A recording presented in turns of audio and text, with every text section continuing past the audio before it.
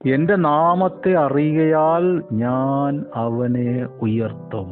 നമുക്കെല്ലാവർക്കും കാണാതെ അറിയാവുന്ന സങ്കീർത്തനം 91 പരിശുദ്ധാത്മാവ് പറയാണ്, യേശു എന്ന നാമം അറിഞ്ഞാൽ ദൈവം നിന്നെ ഉയർത്തും.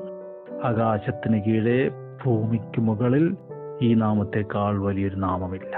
അത് രോഗമാകട്ടെ, പ്രതിസന്ധിയാകട്ടെ, പാപമാകട്ടെ, കഷ്ടമാകട്ടെ, ശത്രുക്കളാകട്ടെ, മനുഷ്യനാകട്ടെ, പിശാചാകട്ടെ, ഈ നാമത്തിന് കീഴെയാണ്. എല്ലാ നാമത്തിനും മേലായ നാമം. അതുകൊണ്ട് ആ യേശുവേ എന്നൊന്ന് വിളിക്കണം, ആ നാമം ഒന്ന് ഉപയോഗിക്കണം. എല്ലാം നിങ്ങൾക്ക് കീഴടങ്ങും.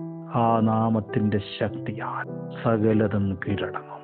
നിങ്ങൾ ജയാളികളാകും. ആ നാമം നിങ്ങളെ ഉയർത്തും.